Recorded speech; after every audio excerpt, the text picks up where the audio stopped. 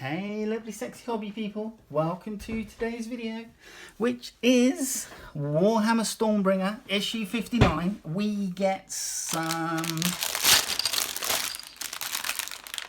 Grundstok Thunderers with this.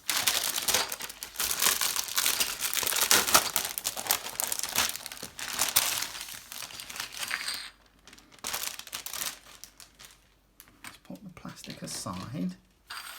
Bases aside, let's have a look at the magazine. A luminous history. The tale of Hish's history tell of great accomplishment and unbridled arrogance. The forces that have raised its people to greatness are the same that have led to their near destruction. From the age of myth to the age of Sigmar, the lands have been racked with bloody wars against threats from without and within.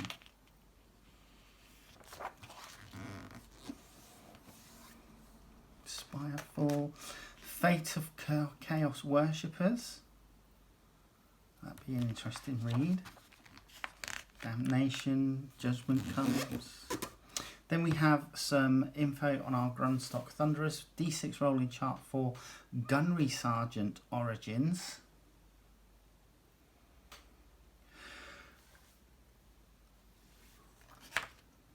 Grundstok Thunderers are elite armoured gunners who carry a variety of ingenious ranged weapons that fire a terrifying arsenal of munitions.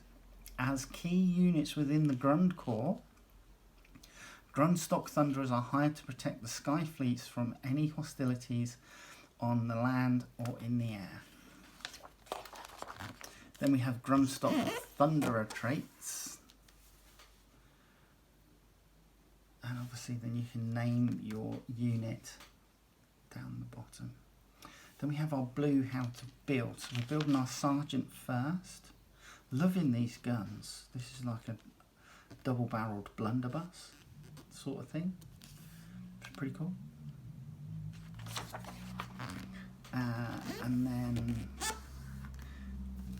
we got a Grundstok mortar. That is cool. And we get like a stick grenade. So I'm assuming the stick grenade goes in the end, and they just launch it like a rocket propelled grenade. Or like the RGGS, the Rocket Grenade General Service.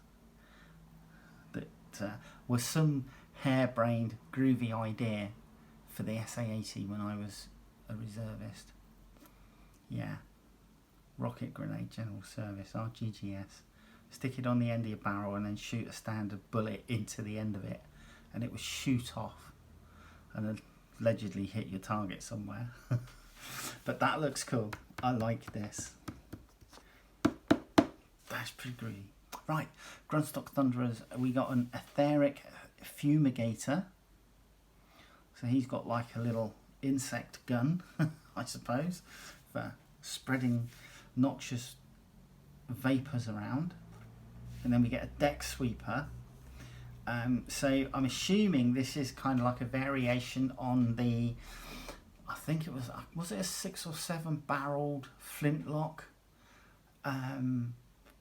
gun that the Royal Marines and Royal Navy trialled as the idea was that the Royal Marines would be up in the rigging and it would be used to fire down on the decks of enemy ships, and because you had like 6 or 7 barrels with balls, well, obviously loaded, the idea was that, you know, it would act like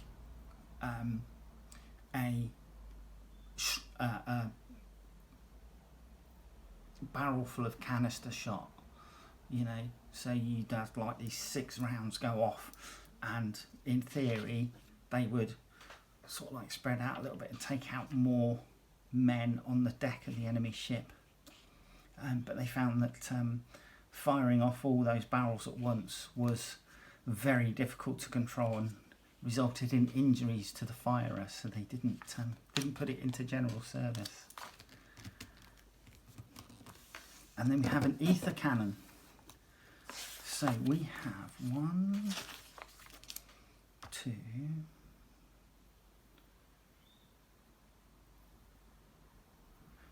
2, 3, 4, 5. Right, okay, that's cool. Okay. Yeah. Right, groovy. So there's our 5. The ether cannon looks good. Have to find out what it does. Then we're into our painting. So that's cool. Nicely done. Right, Grundstok Thunderers. They have a 4-inch move, 2 wounds, 7 bravery and a 3-up save. The Aether Shot Rifle is 18 inches, 2 attacks, 3 plus to hit, 4 plus to wound, -1 rend and 1 damage. The Etheric Fumigator is a 12-inch range, D6 attacks. To hit, it says 3 below.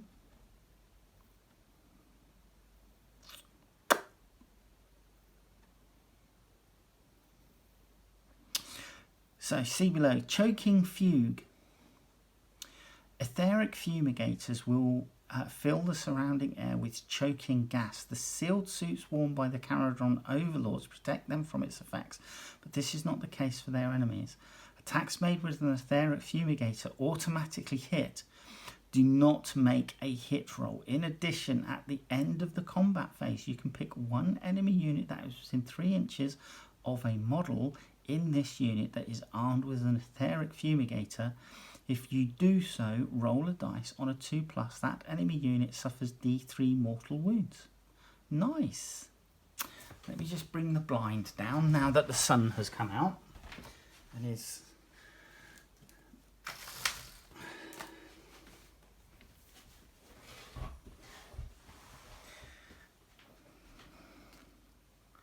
cool.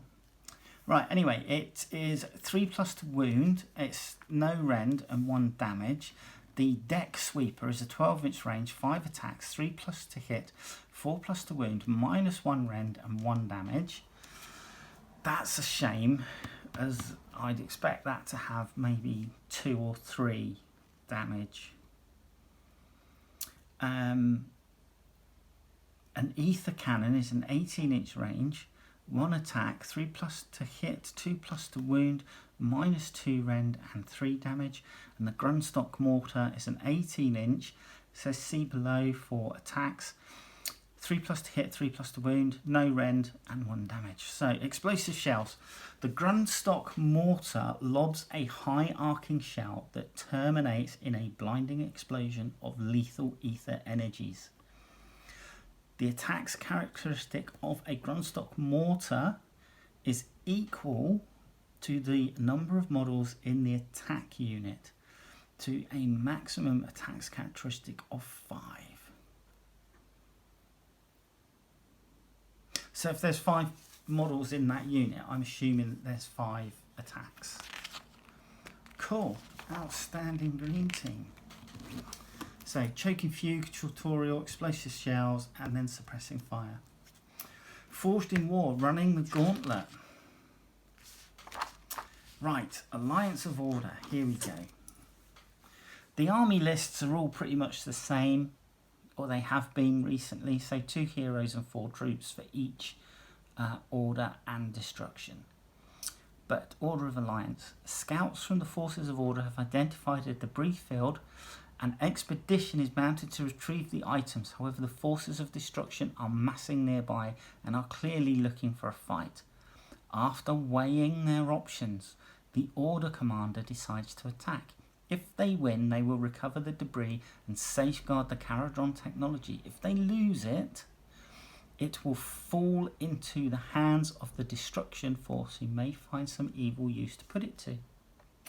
Deep inside their territory, the Forces of Destruction have discovered more debris from the downed Dwarven's engines. It may well be junk, but the Forces of Order seem to want it.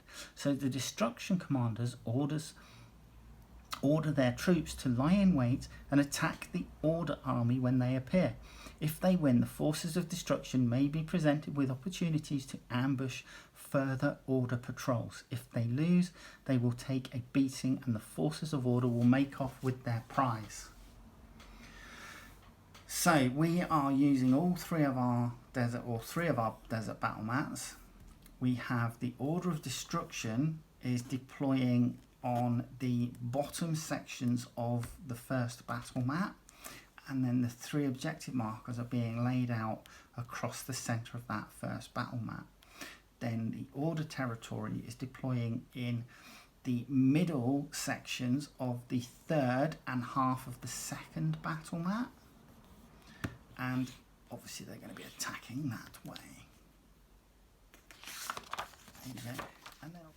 And then we have Ian and Eve's playthrough, and then just to sum up and look forward to with the future issues, telling us about how we can combine all 4 of the battle maps to make a large desert battlefield here. There you go. Anyway, issue 60 and 61 is the Ale Guzzler Gargant. So yeah, that's looking cool. This does come with a miniature that's running away from it. It also comes with a square base and an oval base. Come down, let's have a look at the plastic. So 32mm bases, and this is a sculpt of 2017. So here are our dwarves and all the weapons. Here's the grenade, the rocket propelled grenade launcher, that is so cool. The grenade mortar, that is so cool. Then we have our deck sweeper here, that is even cooler. Yeah, I've got some sandbags. I might, with the grenade thingy, I might put some sandbags on the base and then lay the grenade across the sandbag. And then here's our etheric mist thing that they were talking about. The one that etheric ether something. The one that basically is a spray gun for poisonous, noxious gases. But yeah, looking at this, these guys are all, they all seem to be fairly much the same pros. Doesn't seem to be much going on with them. They all seem to be pretty much the same body. So I don't know if there would be much variation in swapping torsos around with arms, etc. Obviously faces here. Got 1, 2, 3, 4, 5, 6, 7, 8. Looks to be 8 heads, 8 faces. So not a massive amount of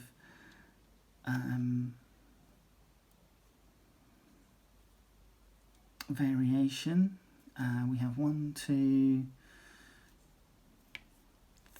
3, 4, 5 of the standard guns. So 6 of the standard gun, 5 of the standard gun, because this one here is a double barrel jobby. So this one is a double barrel jobby. So it looks like we're swapping out 3 of them, 4 of them for special weapons. So this is our double barrel jobby that the sergeant's taking. Having our grenade mortar, the deck sweeper, the ether cannon, and the other one that they had that's got the blast, the splinter shield with it. And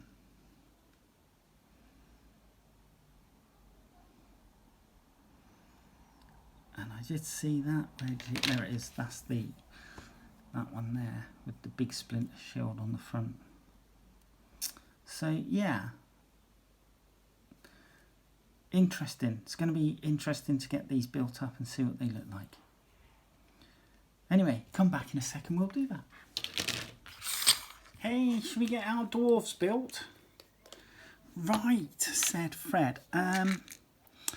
let's go with our squad sergeant to begin with. And the first thing I'm actually going to do is, I don't know if you can see this, but this is like a little clockwork owl that you need to put together. So I'm going to do this first. Reminds me of the owl from Clash of the Titans. Or it could be a woodpecker. But this is what it is. Tiny little thing that's going to glue on one of his shoulders, apparently. Joy. Right, so I'm going to come in and glue the torso together.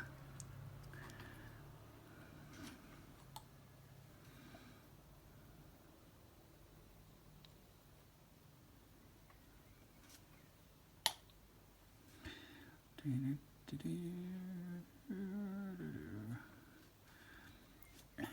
I'm just going to put a little bit of glue behind his codpiece just to make sure it's in place. And then I went with the bionic leg for this version.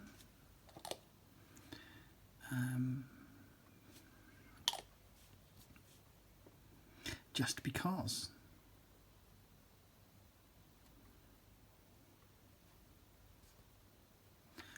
So that's what we have at the moment. And what I'm going to do is I'm going to come in and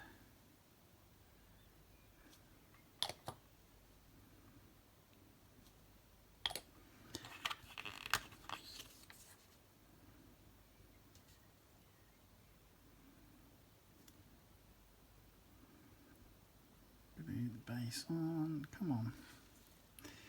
Right.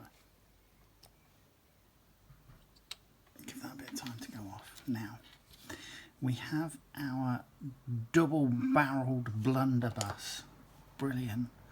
Love it. So over the top.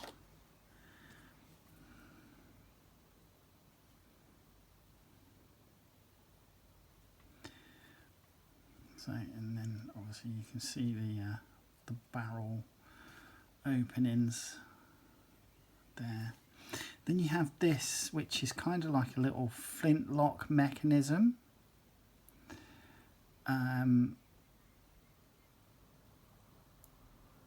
So be sure to kind of get this round the right way.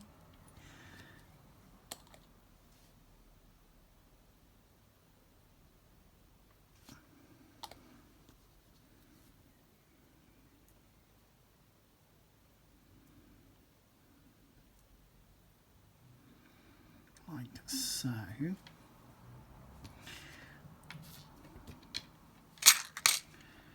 I'm missing an arm. That won't do. I've missed an arm. Right, I'm sure I didn't miss an arm. 24, let's have a look. Da, da, da, da, da. Oh, I did. I missed an arm.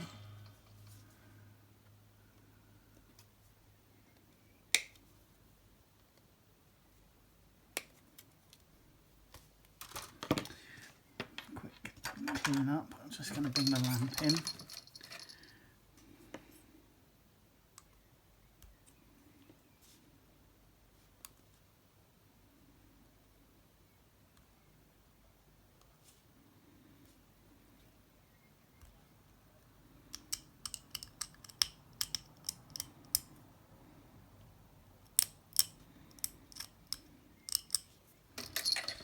Okay. Right. Job's a good one. Head's going on next.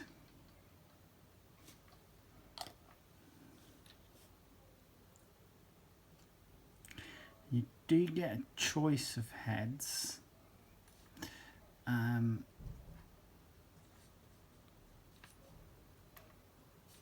They're pretty much the same. The eye lens, I think, is just on different sides. And then the backpack.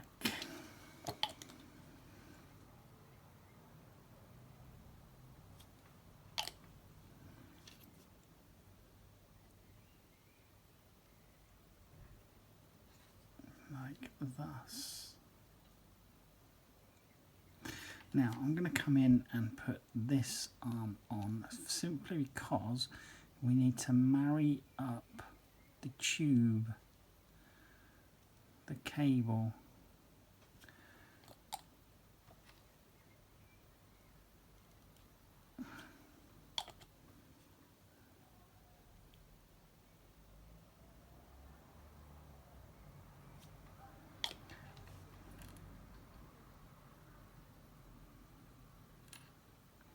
So that's in there, and then all I'm going to do is come in and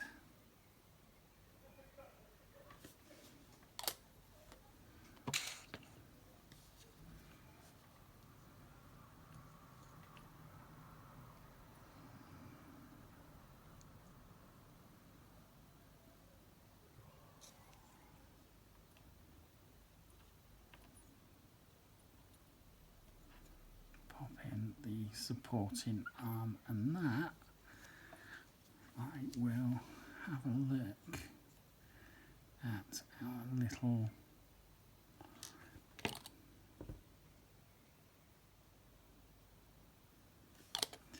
bird, mechanical bird.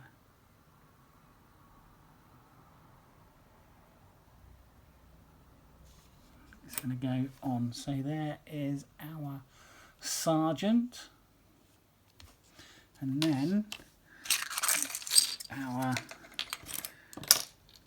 bombardier, our grenade launcher, our whatever you want to call it.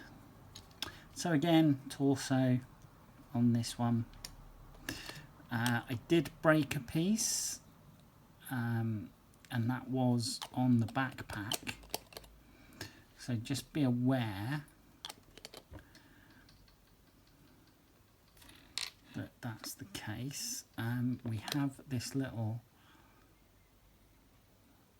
thing. I don't even know if this is like a useful thing. But you got a little bit of the rock face that goes in the back, and then I think that goes at the front.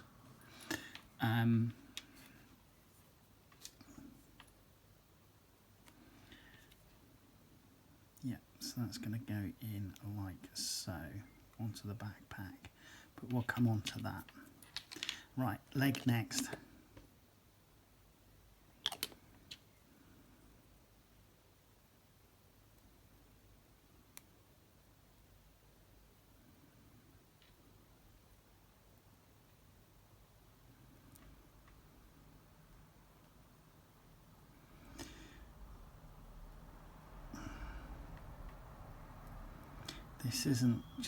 This isn't sitting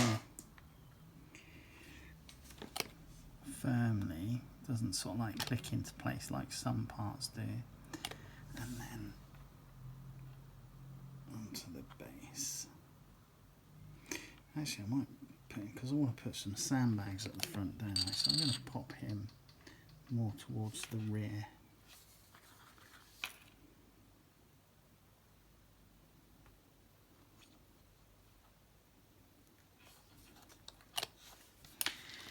Now, head next, and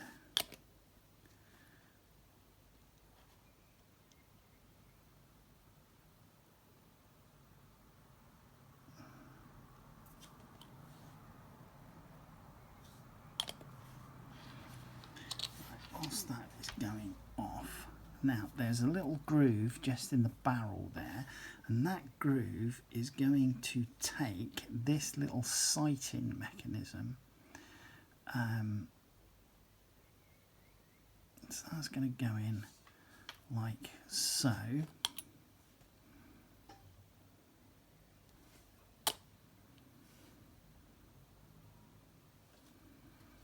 Just check that that's as squared up as possible. Yep, I think so.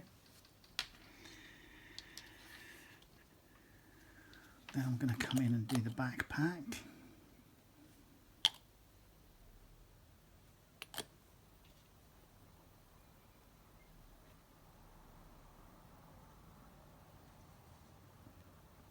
Like that. And then the first arm going on. And again,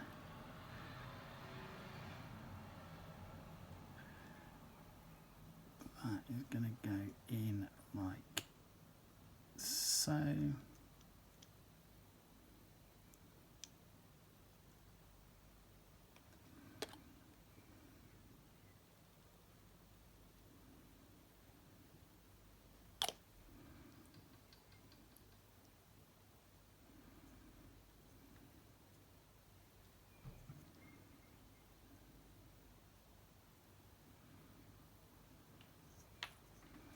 And then the support arm.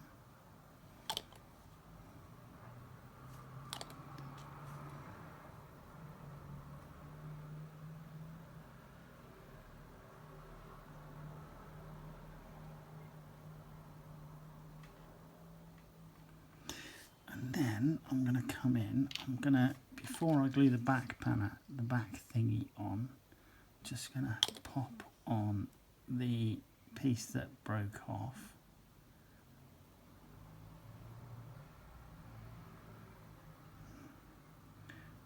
It's like a little wind speed indicator.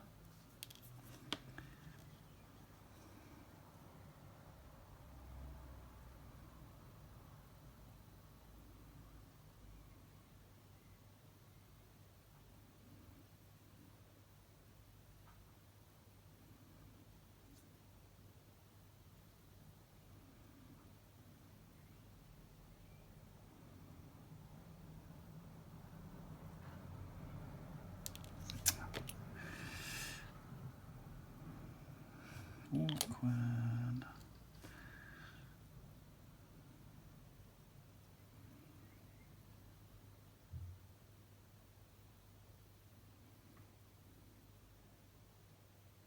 That's better. That's much better. And then the back banner is going to go on just there, or the device for whatever it is going to go on just there. And there you have it. Let's just straighten that out slightly.